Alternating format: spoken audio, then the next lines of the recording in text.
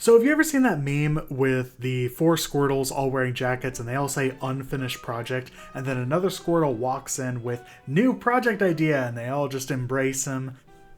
Well, about that, got a new project I'm announcing.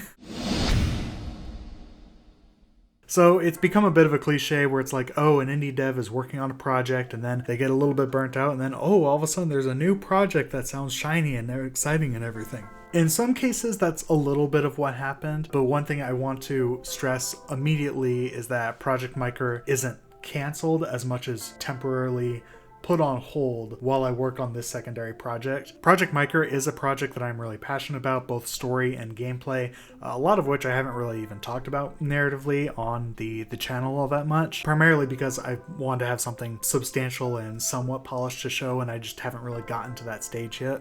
But what has kind of been alluded to in the past couple of devlogs is that the nature of Project Mycer has made it challenging for the kind of skill sets I sort of naturally have. I think the last video that I did was on level design and how that has been particularly challenging for me, trying to wrap my mind around how to do that in a way that I found was quick and efficient. And I actually really appreciate the response that I got on that video. I had a lot of people who were really supportive and a lot of people who gave a lot of really helpful advice and some ideas. And a lot of that I have actioned on in the level design of Project Mycer, as well as even with the level design of this new project that I'm working on. Now, this new project didn't come totally out of nowhere. In fact, in many ways, it actually kind of shares connections with Project Mycer, especially in terms of like the raw core gameplay experience. It shares a lot of similarities, but also has some differences as well. So one of the things I was kind of realizing with Project Mycer is that the scope of the project ended up kind of being, shocker, a lot bigger than I was initially anticipating, which again is another cliche in the indie dev space. And a lot of the advice is typically, oh, well,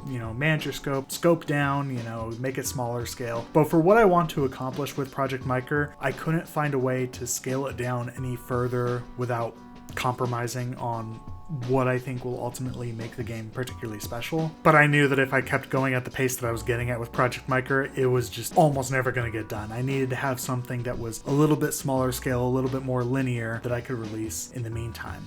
And that was sort of how this new project was birthed. And so from the very beginning, I was pretty strict on like, okay, this has to be a much more linear experience. There's not going to be any side quests or anything like that like there are in Project Mycer. It's just going to be going from story beat to story beat. But I still wanted it to be a meaningful experience, particularly in the story. I'm a really big advocate and fan of storytelling in video games. And so while this game is going to be smaller in scope, I don't want it to be misunderstood. This game is definitely still going to have a lot of passion in it. And with that said, here is the new project. And we're back, folks, with Jesse Stagger and Mary Jones. So continuing where we left off, the Masked Guardian, what exactly is your take on what he's really after? And Jesse, we'll start with you. Thank you, Jeff. Well, it is a really complicated thing. We have spoken to a lot of different people who have had close encounters with the Masked Guardian. All of them have had very mixed things to say. Some of them have had really positive experiences. Others have mentioned that he is reckless or that he has, frankly, let them down. Overall, the results are inconclusive, to say the least. Inconclusive? Listen, he's running from the law all the time. He may just get the kicks beating up on the downtrodden. Barry, your conclusions are not coming from the actual facts.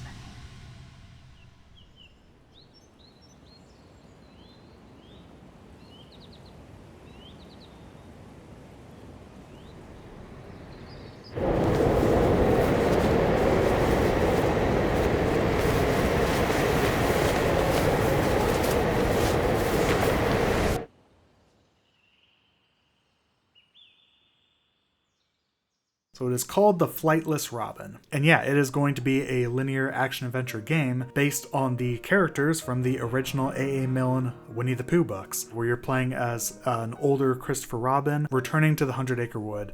But things aren't quite the same as what they used to be.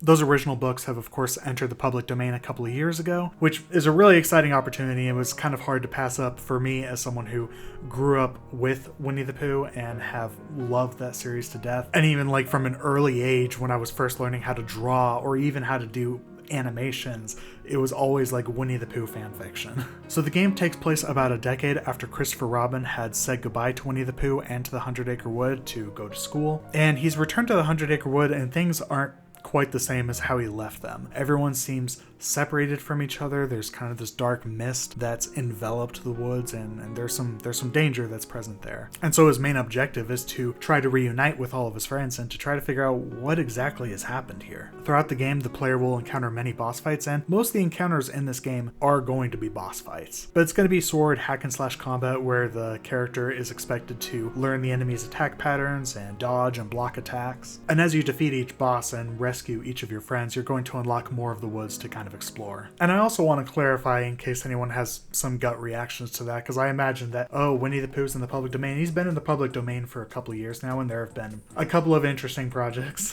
that people have tried making. And I want to make it clear that I'm not out here trying to make like a rated M hardcore Winnie-the-Pooh game. This is a Winnie-the-Pooh game that is going to have combat where you're playing as Christopher Robin and you are fighting boss fights, you're fighting monsters. But one thing that was particularly important to me is that I wanted these characters to still feel like these are the characters. You know, I'm not particularly interested in making an overly edgy take on Winnie-the-Pooh. For me, I wanted to use these characters to explore something that I felt was appropriate and meaningful for these characters. And I'm really excited to share more of that with you guys in the future. There's still going to be a lot of work to do, especially in trying to get this game to the finish line. I'm probably going to start looking into funding possibilities, particularly because I do want this game to have voice acting and also some custom music. And in case anyone thinks to bring it up in the comments, no, I'm not at all interested in using AI to cover any of that. I would much rather try to find the way to properly compensate actual human beings. I think that the story that I'm trying to tell with this project is a particularly human one, and I would like that to be reflected in the development of the game.